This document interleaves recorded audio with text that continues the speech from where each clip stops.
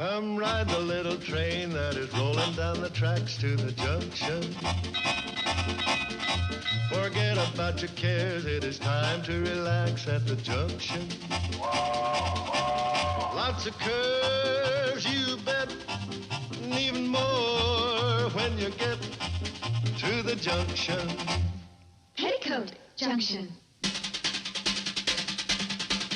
There's a little hotel called the Shady Rest at the junction. Petticoat Junction. It is run by Kate. Come and be her guest at the junction. Petticoat Junction. And that's Uncle Joe. He's a moving kind of slow at the junction. Petticoat Junction.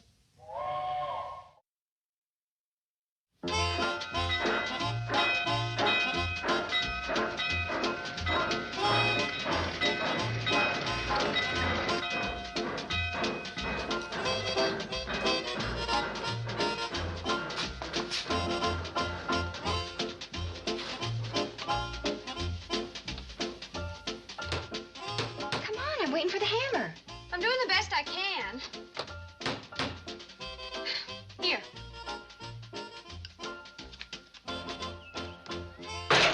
Crying out loud. Tacking up a sign or knocking down the depot? Very funny, Mr. Winslow. Have fun. Vote at 12:01. Hot ziggity! What's the matter? Don't you have poetry at Crabwell Corners? They don't have anything at Crabwell Corners, and that's why I came over here, to see what a real civilized town looks like. I'm not here because I want to be.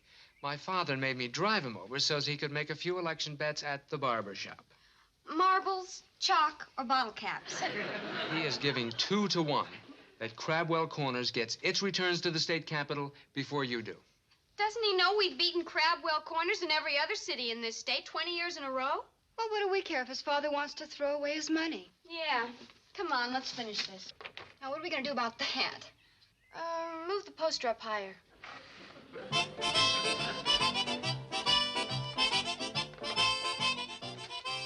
Watch your fingers. God. Anything else I can do to help? Yeah. Get lost. I'll see you when we drive over to collect our winnings. In that case, we'll never see you again. Move it up some more. Where did that one come from? Oh, that's left over from the last election.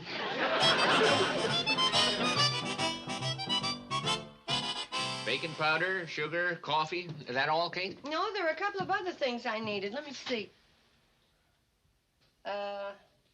I know what it was.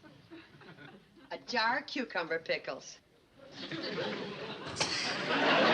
Cucumber pickles. Well, there's something else I need, and I can't remember what it was for the life of me. Salt? No. Cornstarch? Flour? No. Hey, Sam, A tub of lard? guess who's in town? Rock Hudson. Pip Winslow. That's a big letdown. Yeah, he's over at the barber shop right now. What's the matter? Ain't there a barber shop in Crabwell Corners? No, he ain't over there to get a haircut. He's making bets on the election. He's laying 2-1 that Crabwell Corners get their returns in first. And you know why he's so confident? They got an automatic voting machine. They got an automatic... Who told you? I read it in the paper. I didn't see it. It was right under the help wanted ads. Well, if we've got to compete against the voting machine, we've got to speed up our voting procedure. In the first place, we'll double ink the ink pad so that we won't have to pound it so much to get ink on the stamp. Then we'll... Joe, who put you in charge of election arrangements? Well, there ought to be no question about me being in charge. I do all the work. You do all the... Who gets all the signs printed reminding the folks to vote early? Sam does. Well, who sees the polling places open at midnight? Sam does. Well, he don't roust out the voters and see if they're in line by midnight. No. High school kids do that. I suppose they bring all the outlying voters into town to vote. Floyd and Charlie do. But you keep on working at it, Uncle Joe, and you'll think of something you do. Well, I can tell you one thing he does. He gloms on all the credit. When it comes to humility, I ain't got no equal. That goes for bragging, too. You see these? These are newspaper clippings from the County Sentinel for the past 20 years. Hey, 1946. Joe Carson, genial manager of the Shady Rest Hotel, led Hooterville's voters to the polls last night. In 1948. Braving the bitter cold, genial, warm-blooded Joe Carson, manager of the Shady Rest Hotel, herded shivering Hooterville citizens to another victory. 1949. Joe Carson, genial and heroic manager of the Shady Rest Hotel, carried a woman across a swollen stream so's Hooterville could get in its vote first. 1949. Wasn't that the year we had the big drought? Yeah. The only thing that was swole that year was Joe's head, as usual, hogging all the credit. All I did was call up the county paper and give them the facts as I saw them. And as you saw them, nobody else was worth mentioning. I could have mentioned everybody. Then why didn't you? Because it was a long-distance call and I didn't want to run up a big bill on your phone. Oh, well. My phone? You mean you charged all that limelight hogging to me? Here's your hammer, Mr. Drucker. Oh, I wouldn't put a thing like this in Sam's hand at this particular moment.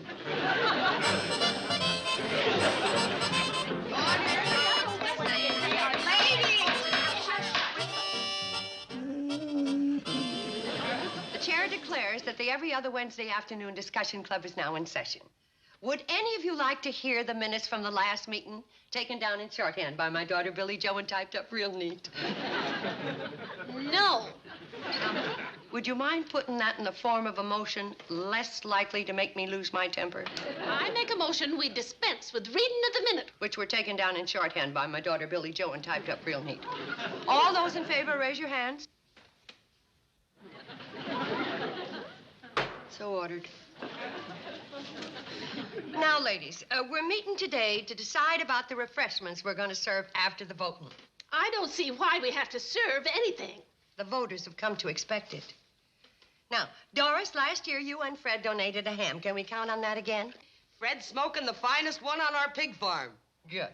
Amelia will whip up some of her special baked beans, and I'll make the apple pies. Now, have I forgotten anything? My donuts? Oh, didn't I mention them? You did not. At the meeting after the election last year, we voted to suspend your donuts. I wasn't at that meeting.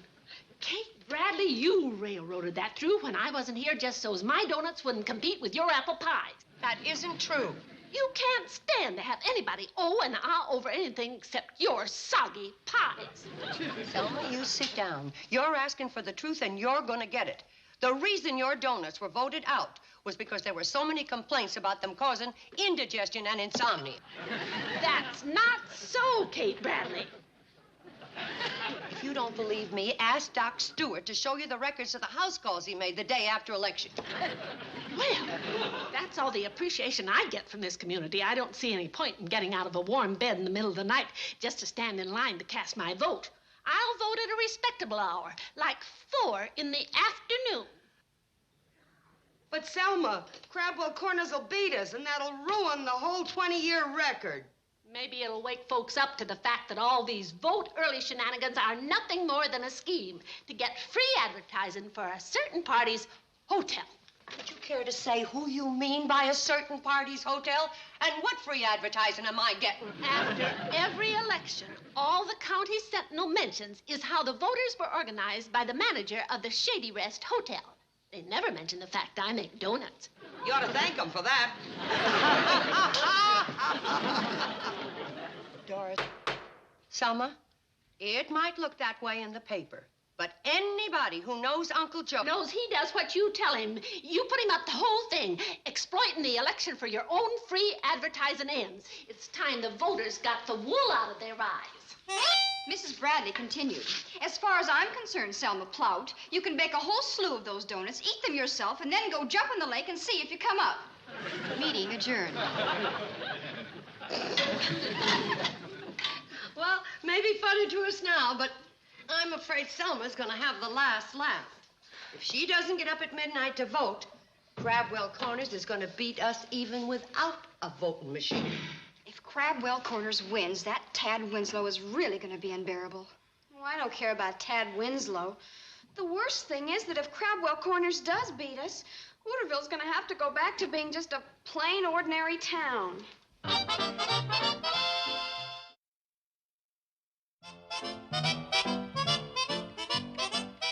doggone it, it's a shame letting her spoil a 20-year record. Well, we may not be first, but at least we can get everybody to vote. Well, if they read their mail, they won't forget to vote. Vote for Hoosiers, don't vote for Hoosiers, what to vote for and what not to vote for, and what the heck is this? Hooterville Chamber of Commerce. We don't have a Chamber of Commerce. I ain't got enough to do. Now I gotta mail this back. Now, where the heck is my there ain't no such party at this here address stamp? Get your hands off that. That's U.S. mail. You could get 10 years for tampering with it. I wasn't tampering with it. I just wanted to see who it was from. Well, it's none of your business who it's from. Well, you told me who it was for. Well, that's different because there ain't no such party as a Hooterville Chamber of Commerce. Office of the Governor, State Capitol Building. Yeah, that looks pretty official. Hey, how come she's allowed to read it and I ain't? Because I like her and I don't like you. Looks mighty important, Sam. Can't you open it? Oh, no, sorry, Kate. That's against regulations. What's more important, some stupid regulation or what's in the governor's letter? The only one who can open this letter is a Hooterville Chamber of Commerce. But we ain't got one. Well, you can always form one. Now, all in favor of forming a Chamber of Commerce, say aye. Just a second, Joe. Are you sure this ain't gonna cost us nothing? I told you it wasn't. Yeah. All right, aye. How about you, Floyd? You in favor? Well, I'd like to study on this for a little while. Why? I don't know if there's enough commerce in Hooterville so's we need a chamber. Maybe if we had a chamber, we could drum up some commerce, huh? Yeah, maybe we could. Okay, I vote aye. Good. I now declare the Hooterville Chamber of Commerce in business. Postmaster, Yeah? you got any mail for the Hooterville Chamber of Commerce? As the governor of this great state, You ain't governor. He's just reading what it says in the letter that come to us, Chambers of Commerces. Just so's he knows he ain't put nothing over on it. Will you shut up? As the governor of this great state, I would like to commend the citizens of Hooterville on the wonderful record they have maintained during the last 20 election years. It's about time somebody took notice of the things I've done for Hooterville. Besides hogging all the credit, what have you done? Well, for one thing, I formed the first Chamber of Commerce. Well, he did. Thanks, Kate. Knowing full well that once again Hooterville will be first in the state with its vote, I am sending a bill to the legislature citing your city for setting a splendid example of good citizenship. How about that? Yeah, how about that? Can he send us a bill just 'cause we've been good citizens? No, Floyd. It isn't that kind of a bill.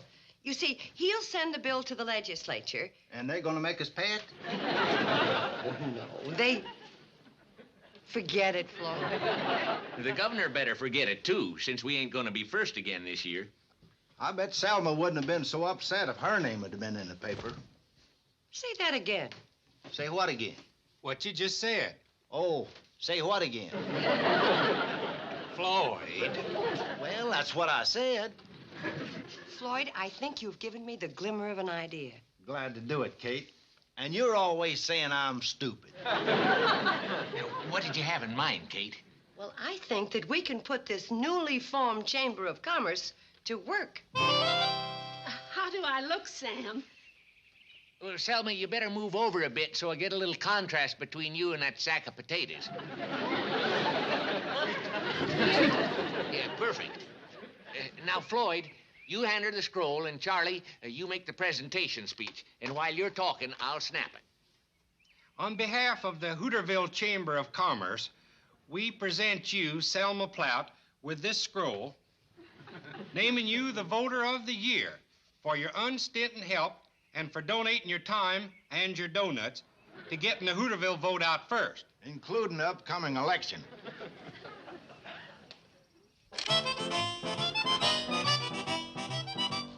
It ain't right, Charlie and Floyd getting their pictures took and hogging all the publicity.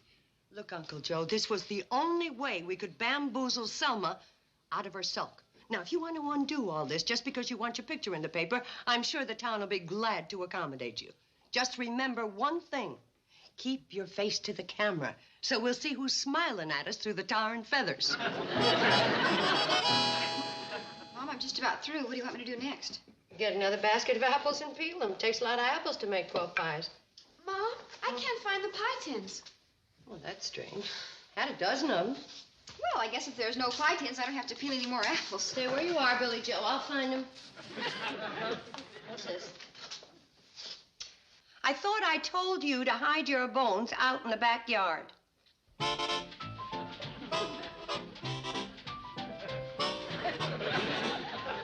wonder where they can be. Must be in here.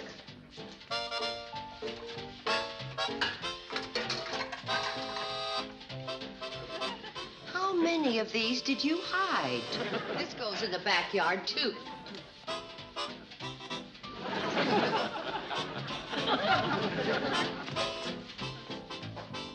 Ain't the pies baked yet? I can't find my pie tins. Women are just no good for organizing. In the past hour, I've dressed, ironed the ribbon on my badge, drawed a map of the valley for the places where Charlie and Floyd's to pick up the voters, and packed the noisemakers for the block captains. What noisemakers? Oh, something new I ordered this year. Last year, the captains had a lot of trouble waking up the heavy sleepers. This year, we're equipping them with New Year's Eve horns to blow and ratchets to whirl. And 12 of my pie tins to bang on. Go get them. Okay. Go get them. Look what you've done. Curled my ribbon.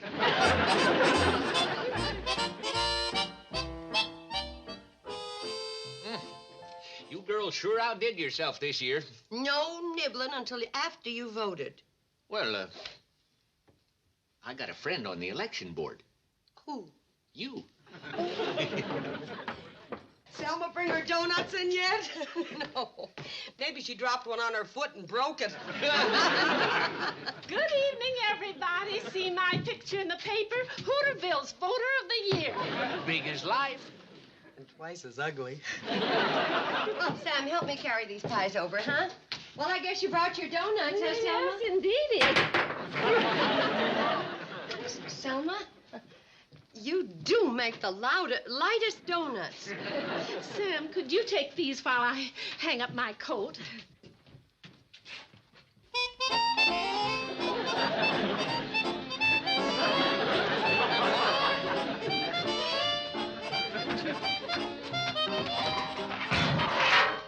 What the heck is going on out there?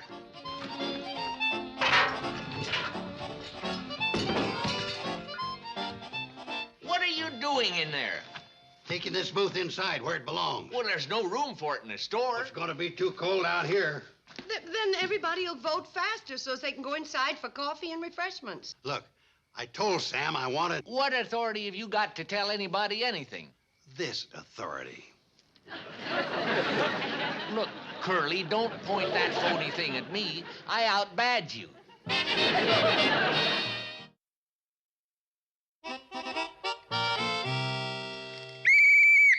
up, Mr. Ducey! Okay, Billy Joe. 0 hour. Start waking them up.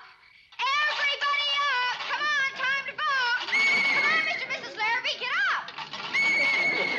Come on, everybody, come on! Wake us up! We got a winner! We got a winner! Keeper, time to get up and vote! Everybody up! Everybody up! There are lights going on all over town.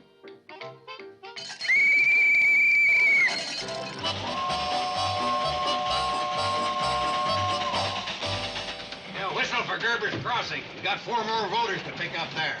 What gives you the right to order us around? This. You want me to report you to the governor?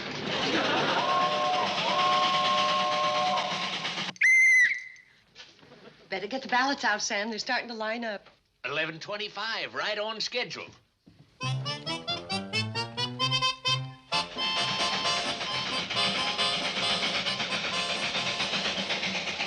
It's 11:38. We'll be whistling from Millbank's farm in about a minute. Yeah, we're 2 minutes behind schedule. We still got a lot of voters to pick up. How many we got in the coach so far, Floyd? Oh, 18, not counting Filbert Burner's cow. What'd you let him bring his cow along for? We had to. He wouldn't come without her.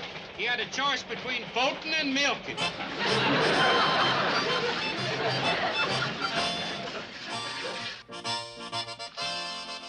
Line's getting longer. It'll be halfway around the store by the time the cannonball gets here. If it gets here. It'll get here. Remember what happened last election? Charlie and Floyd were so busy arguing politics, they didn't even notice that the coach and tender parted company. I don't think they'll make the same stupid mistake 2 years in a row. He's a good man. Says who? Says me. Oh, what do you know? Well, I know he's a good man. I'll leave it to Joe. What do you think? I think we lost the coach.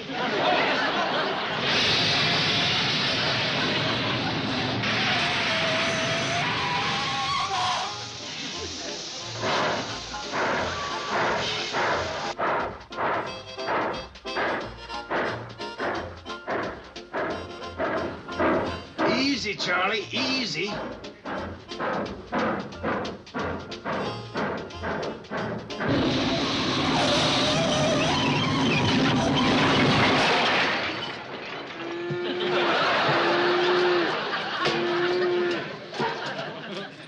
Red just finished smoking this ham, the finest ham you ever did.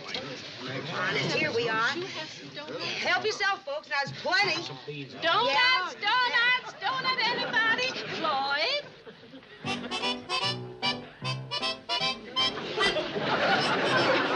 Watch it, Floyd. You could hurt somebody real bad with one of them things. Thanks, Filbert. You're the last one to vote. Sure? Positive, I checked them. Folks, at exactly 18 minutes to 1, Hooterville's completed its voting 100%. Well, Sam, all we have to do is tally up the votes and phone the results to the state capitol. Wonder how Crabwell Corners is doing. How's things in Crabwell Corners, Tad? Pretty good, Mr. Carson, except the voting machine's broken down a couple of times. My pop sent me over to see how you're doing here. All over but the counting. What odds was your father laying, Tad? 2 to 1. That means he owes me 38 cents.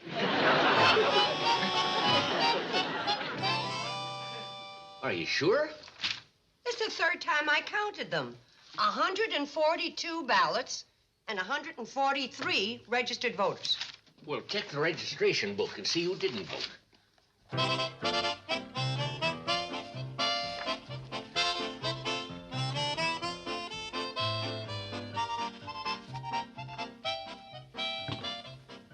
Well, who is it? The genial manager of the Shady Rest Hotel.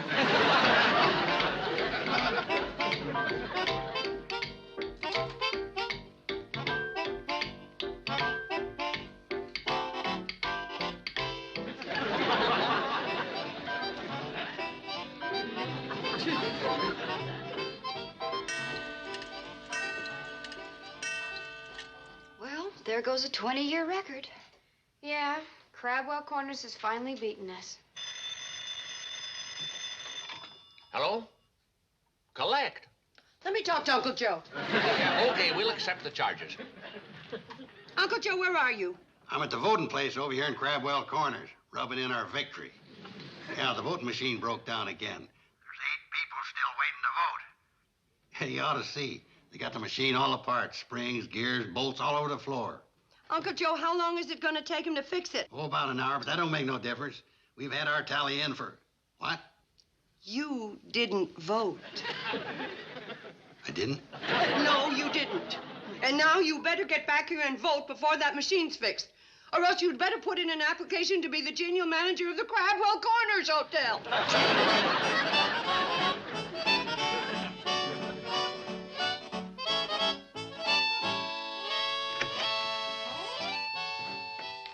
Morning, everybody.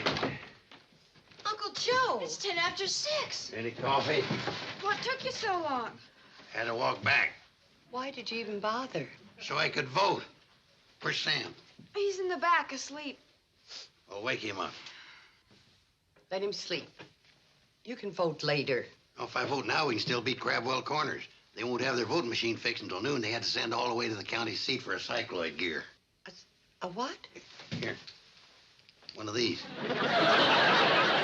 Uncle Joe, you ought to be ashamed of yourself.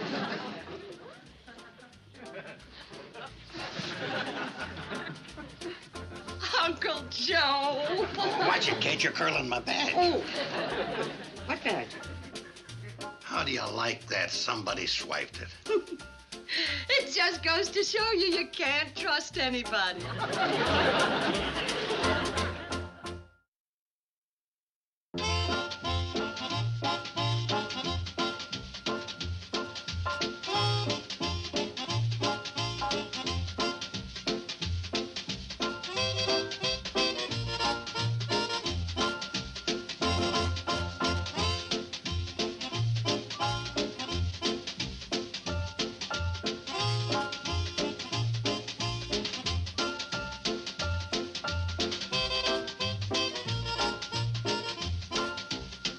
Petticoat Junction.